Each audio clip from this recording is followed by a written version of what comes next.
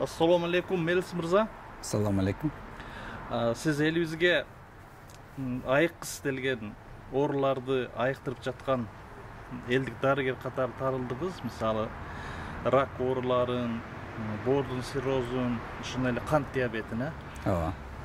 Анан бунун жолун кандай, эмнеден баштадыңыз? Бул сиз биринчи себебин таптыңызбы, же диагнозго карайсызбы, диагнозуна карап анан дарылайсызбы, же болбосо ушу кандайча болду? Мисалы, же тамыр кармайсызбы, ошо бир ачкычы кандай, биринчи кандай, эмнеден баштайсыз? Биринчи оору баары анализ керек да, медицинский анализ ал сөзсүз керек. А жерде сопсоон жазылып турат. Боору кандай иштеп атат, уйку бези кандай иштеп атат, өтү кандай иштеп атат, ошо аркылуу анан биз уже лечениени баштай беребиз да. Бул основной угур кошту менен ырас лечение болуп аткандан кийин угур коштун эң биринчи таасири тийгени боор менен уйку без өттөрдү кадимгидей тазалап коет. Кишечникти тазалап коет, иммунитет көтөрүлгөндөн кийин бүт эле нерсе өзүнүн нормасы менен иштейт да. Иммунитет көтөргөндөн кийин баардык оорунун өзүнүн секинден алып кете берет да.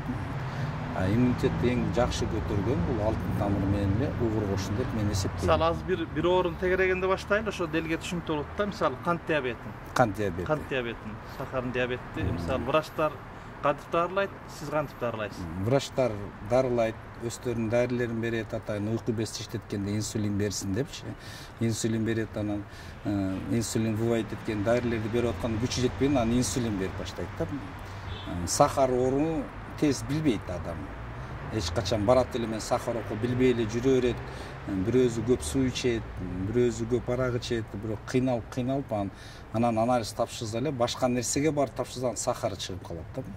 Уйку без иштебей калган. Ошол маселе менен булар сахар деп жүрө беришет да. А сахар барат башка оорулар чакырат. Простата, бут шишит, гангрен, ошо өпкөзүнө чейин кетет оорулар. Бул дарилердин медицина уже кескесте бул ооруга күчү жетпей калат да. Только уколго отургузат инсулинге. А бунун баардыгын угур кошун башка ыкмалары бар. Уулжандын тамыры ошолордун өзүнүн нормасы менен берип акырынан где-то бир ооруга жараша, сахарга жараша бир 6 айдан 1 жылга чейин анын ордуна алып келип койсо болот. Канттын нормасын түшүрөсүңөр. Кадимгидей эле организмге өзүнүн нормасы келет да. Бул экиси, биринчисинен бул уйку без иштеп алган, экинчиси булар жалатчылыкты катуу кабыл алган. Нервный оорулар, неправильная информация, ушулдан эки оорудан катуу башталат.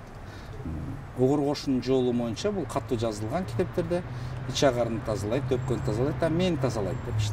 Жалатчылыкты жок кылып, анан уйку без иштетип, боорду иштеткенде сахар өзүнүн нормасына келет. Но только сразу эмес, ошо минимум 6 ай. Минимум так 1 жыл өзүнүн эрежеси менен ичип жүрө бериш керек да.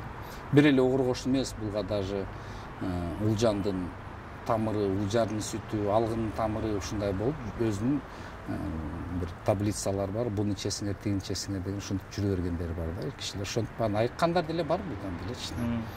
Нормага түшүп калгандар. Сизде ошондой тажрыйба бар да? Бар. Ооба. Бирок көбү коркот да угур коштун деген делечи. Макул дейт, сен алгыңды ичейин, сен тетиги сүтүн ичейин дейт, анан только угур коштун ичпейин дейт да. Жардам бербей коет десең деле угур коштунан коркуп тура беришет баардыгы. Основной баары аны айыктырыш үчүн угур коштун керек баары. Кайнатмасы же настойкасы там айырмасы жок. Угур коштун жуш керек деп. Азыр сизден айыккандар болду да? Айыккандар болгон. Болуп жатат азыр. Көргөзсөң бизде азыр эч ким көргөзгүсү келбейт, эч кандай видеого чыгарбай деп коет, ушундай нерселер бар да. Ошо именно кант диабеттин оорусу боюнча. Так, дагы. Мурун мисалы болду, өзүңүздүн дарыларыңызды сатып, анан ошол жерден кеңеш берип, телефондон эле иштеп келдиңиз да, мындай жаткырбай. азыр 1-2 саат жатып көз алдыңызда ошондой күндүзгү стационар сыяктуу ачкан турбайсызбы? Ошондой болуп калды. Кышында себебинен настойканын онлайн лечение эле болот. Жайында как күндүзгү стационар кылып 1-2 саат келип сөзсүз ичип кетип без алып колдон ичип кетиш керек да атайын ичти. Себебинен өзүнө берип койсоң туура эмес бар ичип болот экен. Башкача ичип болот экен, кыйналып калат экен. Жолу оор. Бекеринен жазылган эмес деп.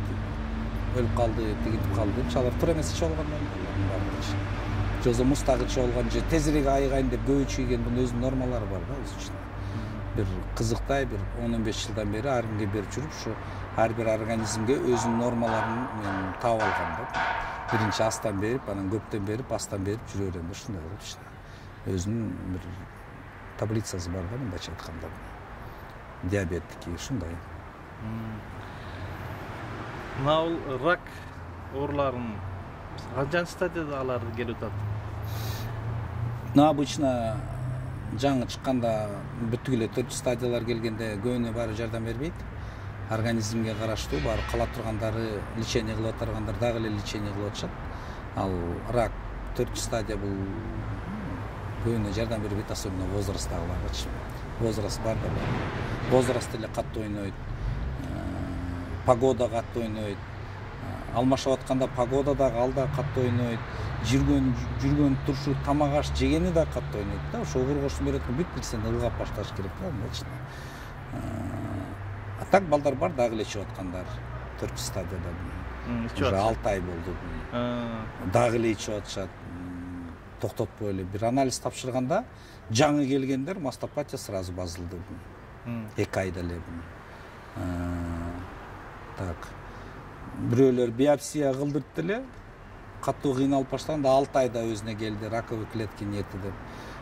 Рак матки 3 жылдан бери ооруп аткан, уже полный раковых клеток нету, мондай майда чүдөз эле калды деп ушундай анализдер менен официально келгендер. Желудоктун дагы эле бар, 3-чү стадия дагы эле ичип жүрөт. Ашказанда ракты только настойка эле берем. Дети кайнатмаса вообще болбойт деп көбүн айтам да. Пищеводдор айып кеткен. Пищеводдо, короче, опухолдар бар. Эпилепсия, киста бар дегендер уже унутуп деле калышты мени. Унутуп калса, значит, алар вылечились. Айыгып эле кеткен болот ошондой. Даже анализ деле тапшырган жок, эч кандай берди, обязаловка деле жок да мындайча. Но бул анализди мен өзүңөр үчүн тапшыргыла дейм да. Цирроз печенден 3 айыгып кеткен. Там бирөөлөр даже башында анализ тапшырганда вообще канча 47 миңби 2 айда эле анын 700-гө түшүп калган да. 2 айда эле өзүнө келип калган, ушундай болгон болчу. Акыркы YouTube каналдарга мени киргизгенден бери мен ушул результаттар бар 6 айдын ичинде.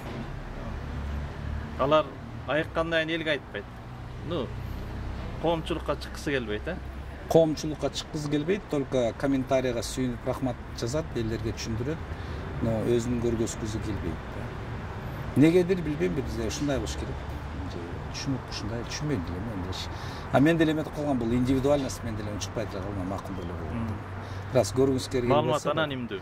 Ооба, анонимдүү болсо все, мен аноним деле кыла берем деп ушундай үчүн болгон. Ошо огургошунун жолдору көп. Бул ичкен, туура ичкен киши эч качан көп нерселерден кыйналбай эле жүрө берет да. Мен маалыматта кичине башкача айтып койгон. Ичсең өлөсүң, бир тамчы ичсең өлөсүң деп. Мүмкүн ал туура эле болуш керек, бир тамчы деле ичсең өлүп каласың. Туура эмес ичсең деле өлүп каласың. Ошол үчүн билген кишиден ичкен туура эле нерсе экен. Билбеген кишиге огургошун берип койсоң, ал же ичпей коет, же точно кыйналат, анан кийин чалып ичет да, мен моундай болуп атам депчи. Айтып турса, сүйлөшүп турса, келип турса, билип турат экенсиң, токтотуп турат экенсиң, бүгүн эзе ал, тиги мүнт депчи айтып турат экенсиң да, жолдор боюнча. Демек, баягында интернеттен чыгып антивичкиле, мунтивичкилге деген такыр туура эмес, келип көрүнүш керек. Өзүңүз совет берип, кеңеш берип, ушундай кылыш керек. Ошону туура, ошондой туура болот, Эң основной менин оюм боюнча, мен элдерди караган боюнча, анализ боор, уйку без, кант пиште ошо анализи керек, кандын анализи керек. Себеби эле давление низкий, гемоглобин түшкөн болсо ойлонуп каласың да, бербей эле койсоңбу депчи. Ончук эмес да, ал делечи. Угур кошун давлениени чүрүйөт. Давление высокийлерди каны биде ордуна алып келет, только сразу эмес. 2 ай, 3 айдачы ушундай. Давление высокийлер көп да биздечи. Кан басымын түшүрөт, анан мындай алсыратып, шалдыратып да коет угур кошун. Шалдыратып да коет, туура. Ошондо менде башкалар дагы бар, атайын аларга дополнительныйлар болот. Алтын тамыр, жозо, улжан ушун тамырлары сөзсүз болот да, настойкалар, аларды ичип турушат да. Сиз негизги препаратыңыз угур кошун? Негизги. Дополнительный башкалар дагы бар. Валиголов, Омикс, алтын тамыр. Азыр канча препарат менен иштейсиз өзүңүз? 5-6 препарат ошол жетет мага. Элдер айткандай бул сыйкырдуу деп коет да, волшебный деп коет. Бардына кадимкидей действие берет. Ар кимдин өзүнүн организмге караша өзүнүн немеси бар, жолу бар. Канча ичиш керек? Жарым кашыкпы же 1 кашыкпы же чоң кашыкпы, ошонусу билинип турат да. Жаш балдарга деле берсе болот. Тамчылар бар да, 10 тамчы. Угур кошун эмес. Башкалар. Жаш балдарга угур кошун болбойт. Але жок 2 бар. Жаш балдар сахар, кант диабет. Але жок 1-2 тамчыдан кошуп бересиң. Але жок бериш керек депчи. Лечениеде дагы эле жүрүшөт, токтой элек алардыкы. Күнүнө 4 инсулин алат. Но жайында 2 инсулинге түшүп калат кадимкидей. Кышында кайра бере албай калабыз. Кайра көтөрүлөт. Угур кошун тамчылатмасын. Ошо инсулинге түшүп калгандарда келип дарыланып атат. Ошондо инсулин да чогуу кете береби? Ооба, чогуу кете берет. Инсулин да иче берет. Ооба. Ашказандын оорусунун даризи угур кошун менен зыяны жок, бири-бири менен эмес. Угур кошунга зыяны бар бул давлениясынын дарилери, каптакрил, энолаприн, жүрөк оорунун дарилери, кардиомагнил, ушулар булар вообще болбойт да. Чогуу эч качан жүрө албайт. Значит, бул эмне кандай?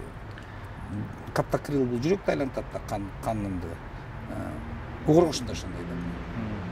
Экөө ичке кирип алса, кыйналып калат организм ичинде. Кадимкидей эле. Жолдор ошо. Өзүңөр жасайсыңар, толук.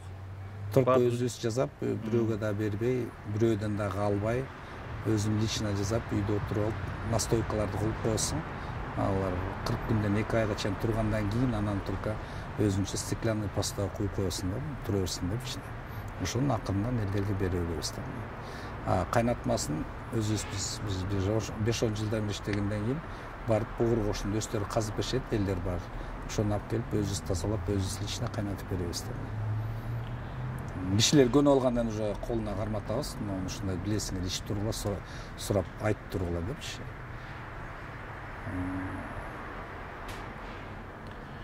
Күчтүү ооруларды эле айыктырса болот.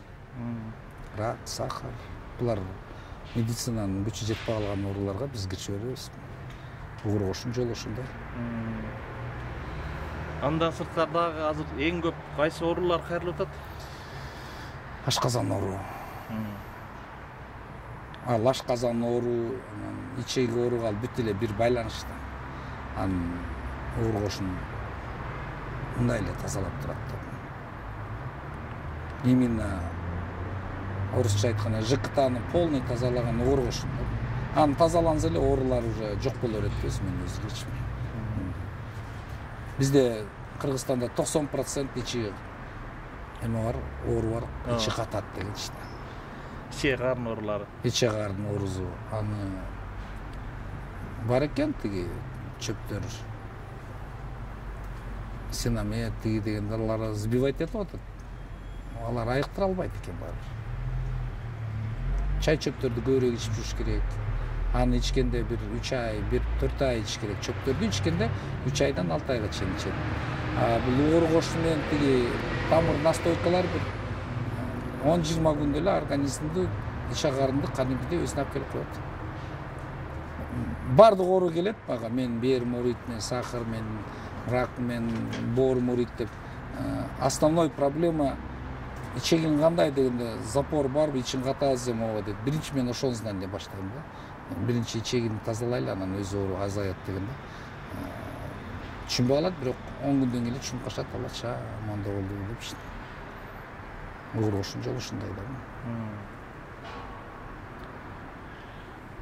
Угур кошун мына былтыр ошол кездеги министр Алымкадыр Бейшеналиев маалымат жыйын өткөргөндөн кийин эл кызыктыбы же ага чейин эле эл көп билчүбү? Жок, алга чейин эле көп билчү. Сиздин тажрыйба боюнча көп эле билчү. Айтылбайт экен да бул. Ар бир айылда өстөр айтпай эле, мынтип эле ичип эле жүргөндөр көп. Мен чоң апам илгертен бери ичип жүрүп эле 105 толуп кеткен. Жай бой эле оор кошун эле ичип эле жүрчү. Мен айылга барып алып 70-75 чалдарды көрүп атам. Постоянно эле жайында ичип жүрө беришет. Бизди үйрөтүп койгон, биз ушинтип эле ичебиз. Тиги булга айтабыз, укпайт, анан биз эмне кылабыз аларды кыйнап. Бул өз үчүн ичип эле жүрөбүз деле жүрүшөт. Чыргап эле, собственно, эч нерсе менен иши жок. Эч кандай оорубайт, эч нерсе болбойт. Ошондой эле жыргап жүргөндөр бар. Угур кошун точно айыктырат. Эпилепсия менен киста башта ооруларды ал точно айыктырат. Угур кошун мастопатияны точно айыктырат. Рак кишечниктен точно айыктырат. Бул уже точно ыкмазы менен чыгып, официально чыккан эмелер бар. Угур кошун точно айыктырат варикозду. Угур кошун точно айыктырган бул цирроз печени, вирустардын, любой вирусун айыктырат. Бир гана минусу гормональный таблеткаларды ичпеген киши болсо. Гормональный таблетка болсо кыйналып калат, угур кошун да кыйналып калат. Анда убакыт чоюлуп кетет. Жүрөк ооруларына кандай? Азыр эң көп жүрөк кан тамыр оорулары да.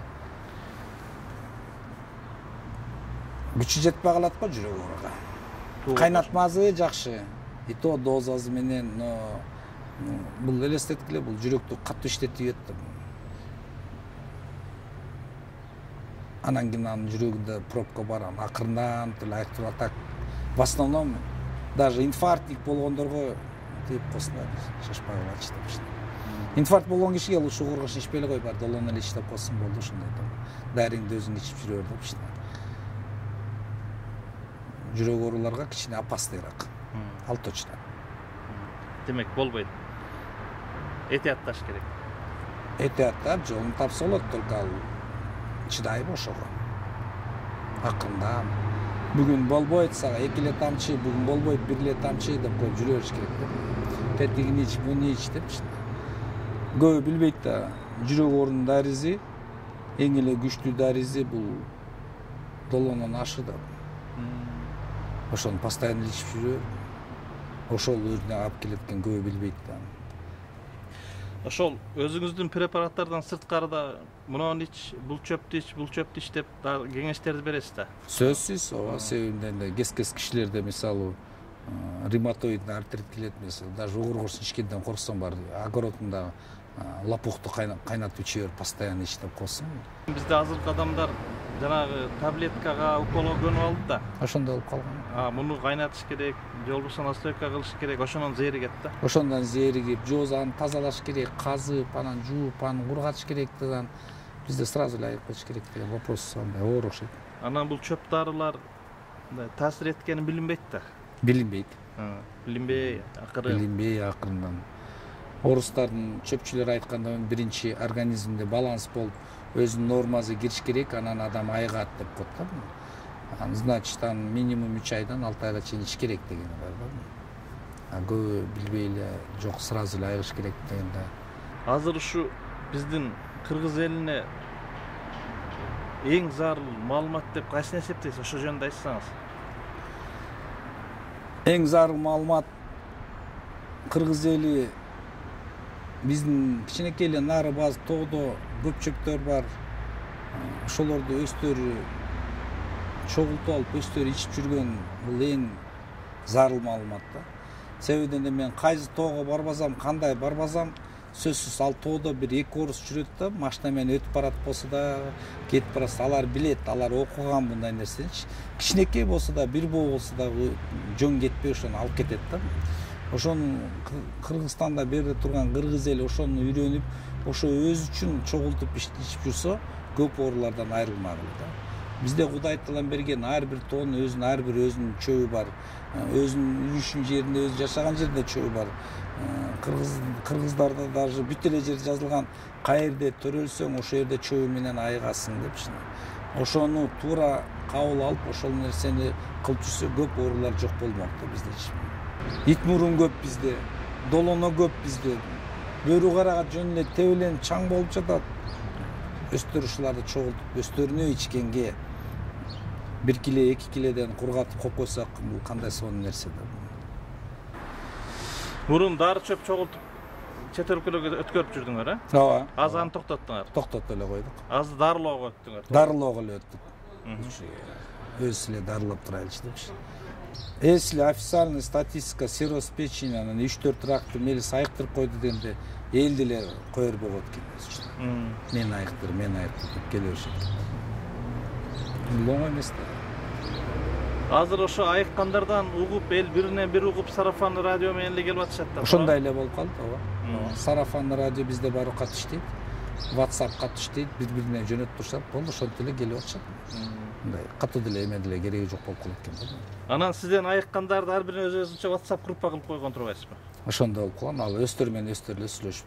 Аларга да кеңеш берип турасыз. Ооба, азыр Telegram канал ачылган, ал жерден уже өзүмдүн результаттарымды көргөзүп, мондо болуп атат деп кеңеш берип айтып турам. Кандай чет, тигиндей чет деп айтып турам да. Эми бул угур кошунда мындай шылдыңдап кабыл алгандар да көп да. Анан ошолордун пикири өзгөрдүбү бир аз элдин?